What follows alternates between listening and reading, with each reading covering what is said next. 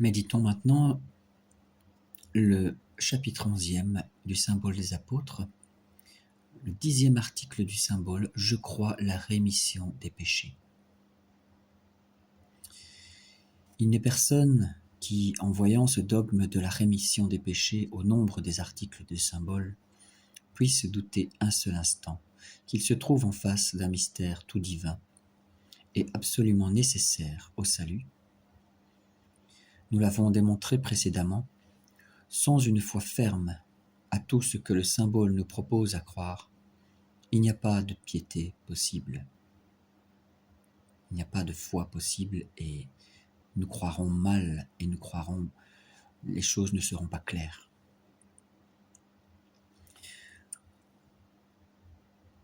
Cependant, si cette vérité, qui est déjà bien assez claire par elle-même, avait encore besoin de quelques preuves, il suffirait de rapporter les paroles que prononça notre Seigneur, peu de temps avant son ascension, lorsqu'il ouvrit l'intelligence de ses apôtres pour leur faire comprendre les Écritures. Il leur dit, dans l'évangile de Luc, chapitre 24, « Il fallait que le Christ souffrit et qu'il ressuscitât le 3e jour d'entre les morts, et que la pénitence et la rémission des péchés fussent prêchées en son nom dans toutes les nations, à commencer par Jérusalem. » Donc il fallait annoncer la rémission des péchés. En méditant ces paroles, les pasteurs, les prêtres n'auront pas de peine à voir que s'ils sont obligés de transmettre aux fidèles toutes les vérités de la religion, le Seigneur leur fait un devoir strict et rigoureux d'expliquer avec le plus grand soin ce chapitre de la rémission des péchés. Alors, il y a dans l'Église un pouvoir de remettre les péchés. Le devoir du pasteur, du prêtre, sera donc d'enseigner ici que non seulement on trouve la rémission des péchés dans l'Église catholique, selon cette prophétie d'Isaïe, le peuple qui habitera dans son sein sera purifié de ses péchés. Mais encore, que l'Église elle-même a le pouvoir de remettre les péchés, c'est-à-dire de les absoudre, de les effacer. Parce que c'est une autorité du Seigneur lui-même qu'il a léguée à ses apôtres. Et lorsque les prêtres usent légitimement de ce pouvoir, et selon les règles prescrites par notre Seigneur Jésus-Christ, nous devons croire que les péchés sont remis et pardonnés. Au moment où nous faisons notre première profession de foi, en recevant le saint baptême qui nous purifie, le pardon que nous recevons est si plein et si entier qu'il ne nous reste absolument rien à effacer, soit de la faute originelle, soit des fautes commises par notre volonté propre, ni aucune peine à subir pour les expier. Mais néanmoins, la grâce du baptême ne délivre personne des infirmités de la nature du péché. Au contraire, nous avons encore à combattre les mouvements de la concupiscence, c'est-à-dire la convoitise, qui travaille dans nos corps et qui ne cesse de nous porter au mal.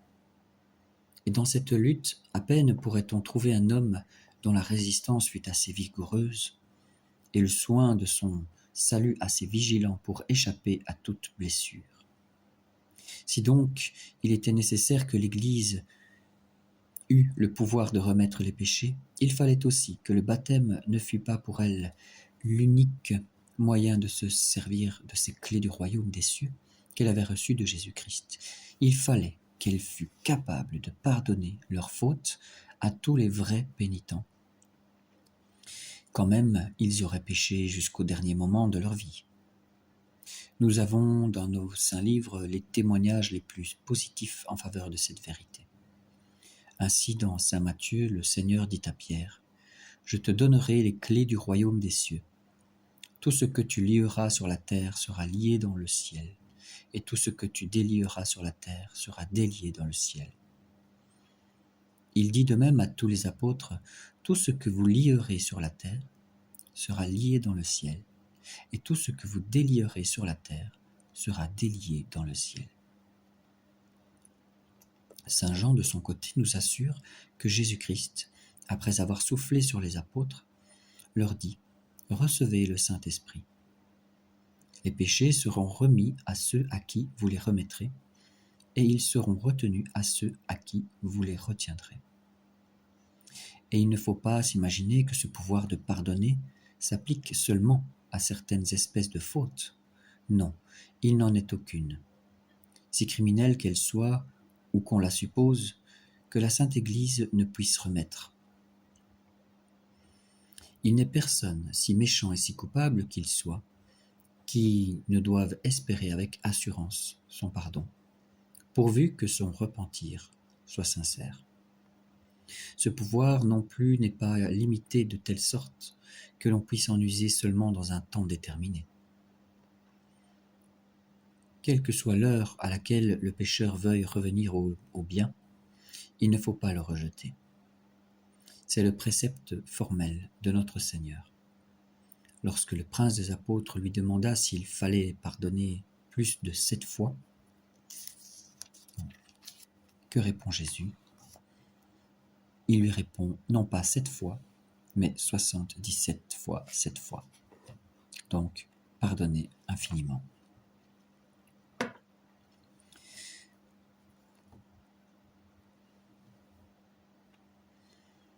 Voyons maintenant ce que nous dit ce catéchisme du Concile de Trente au sujet à qui a été confié dans l'Église le pouvoir de remettre les péchés. Si nous envisageons ce pouvoir dans ceux qui doivent l'exercer, nous lui trouvons des limites. En effet, notre Seigneur n'a pas voulu confier à tous les chrétiens une fonction si haute et si sainte. Il en a chargé uniquement les évêques et les prêtres. Si d'autre part nous considérons ce pouvoir dans la manière de l'exercer, il est également limité. Ce n'est que par les sacrements administrés chacun selon la forme requise que les péchés peuvent être remis. L'Église n'a pas reçu le droit de les pardonner autrement. Ainsi, dans la rémission des péchés, les prêtres et les sacrements sont de purs instruments dont notre Seigneur Jésus-Christ, unique auteur et dispensateur de notre salut, veut bien se servir pour effacer nos iniquités et nous donner la grâce de la justification. Le pouvoir de remettre les péchés est un grand bienfait. Afin que les fidèles soient en état d'apprécier, comme il convient, ce grand bienfait de l'infinie miséricorde de Dieu envers son Église, et par suite d'en profiter avec tout l'empressement du zèle et de la piété, les pasteurs s'efforceront de mettre en pleine lumière l'excellence et l'étendue d'une pareille grâce. Et ils n'auront pas de peine à atteindre ce but s'ils ont soin de bien montrer quelle est la puissance capable de remettre les péchés et de faire passer les hommes du mal au bien. Il est certain que pour produire un tel effet, il ne faut rien moins que la vertu de Dieu. Cette vertu immense et infinie que nous croyons nécessaire pour ressusciter les morts et pour créer le monde. Et même au sentiment de saint Augustin, faire d'un impie injuste doit passer pour une œuvre plus grande que de créer de rien le ciel et la terre. Si donc il faut une puissance infinie pour créer, à plus forte raison, une puissance infinie est nécessaire pour opérer la rémission des péchés. Nos pères ont donc eu grandement raison d'affirmer que Dieu seul peut remettre aux hommes leurs péchés, et qu'un si grand prodige ne peut être que l'ouvrage de sa bonté et de sa puissance souveraine. C'est moi, dit le Seigneur lui-même, par un prophète, c'est le prophète Ésaïe, c'est moi-même qui efface les iniquités. En effet, la rémission des péchés semble soumise à la même loi que l'acquittement d'une dette. Une dette ne peut être remise que par le créancier lui-même. Or, c'est envers Dieu que nous contractons une obligation par le péché. Ne lui disons-nous pas tous les jours dans notre prière « Remets-nous nos dettes » pardonne-nous nos offenses comme nous pardonnons aussi, etc. Il est donc bien clair que c'est lui, et lui seul, qui peut nous pardonner nos péchés. Avant l'incarnation du Fils de Dieu, ce pouvoir admirable et vraiment divin n'avait jamais été donné à une créature. Jésus-Christ, notre Sauveur, vrai Dieu et vrai homme, est le premier qui l'ait reçu comme homme de Dieu son Père. Jésus dit, « Afin que vous sachiez que le Fils de l'homme a sur la terre le pouvoir de remettre les péchés, levez-vous, dit-il au paralytique, prenez votre lit et allez dans votre maison. »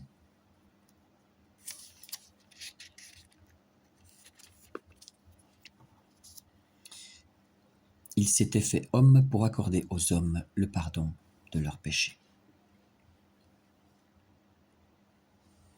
Mais avant de remonter au ciel pour y être assis à jamais à la droite de son Père, Jésus laissa ce pouvoir dans son Église, aux évêques et aux prêtres. Donc il a transmis ce pouvoir. Toutefois, comme nous l'avons déjà remarqué, notre Seigneur Jésus-Christ remet les péchés de sa propre autorité, tandis que les autres n'exercent ce pouvoir que comme ses ministres, ses ambassadeurs quelque part. Si donc tout ce qui porte le cachet de la puissance infinie doit nous remplir d'admiration et de respect, comment pourrions-nous ne pas sentir tout le prix de ce bienfait si précieux que Jésus-Christ, dans sa bonté, a voulu nous accorder? Le moyen même que Dieu notre Père a choisi dans sa clémence pour effacer les péchés du monde est aussi très propre à nous faire comprendre l'étendue d'une pareille faveur. Car si son Fils unique a versé son sang, c'était pour nous purifier de nos crimes. Il a subi lui-même de sa pleine et propre volonté le châtiment que nous avions mérité par nos iniquités. Le juste a été condamné pour les pécheurs, l'innocent a souffert pour les coupables la mort la plus affreuse. Réfléchissons en nous-mêmes que nous n'avons pas été rachetés par l'or ni par l'argent qui sont sujets à la corruption, mais par le précieux sang de Jésus-Christ, le véritable agneau sans tache et sans souillure. Et nous n'aurons pas de peine à voir que rien de plus salutaire ne pouvait nous être accordé que cette faculté de remettre les péchés.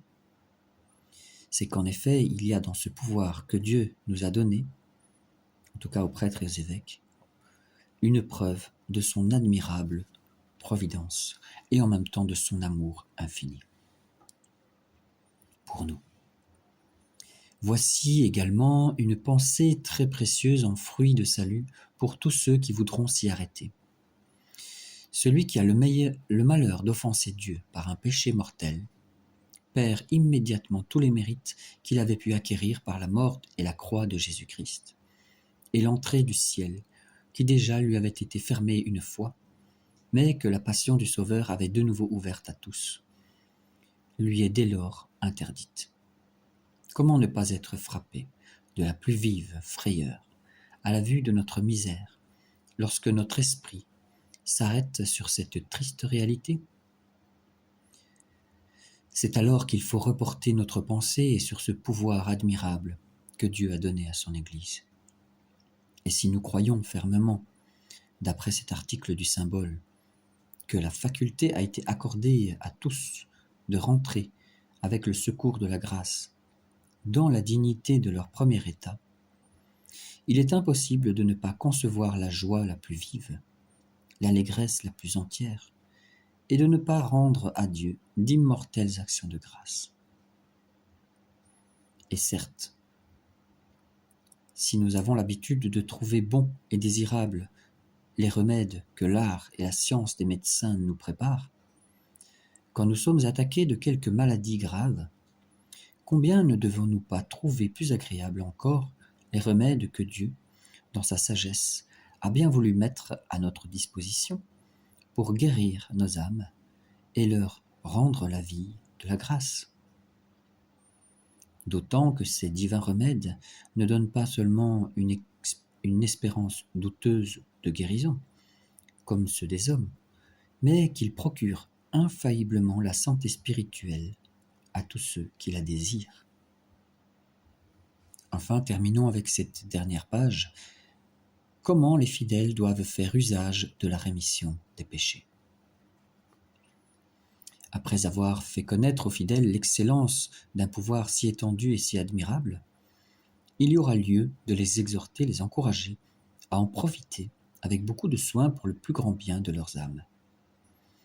Il est difficile que celui qui ne fait pas usage d'une chose utile et nécessaire ne semble pas la mépriser.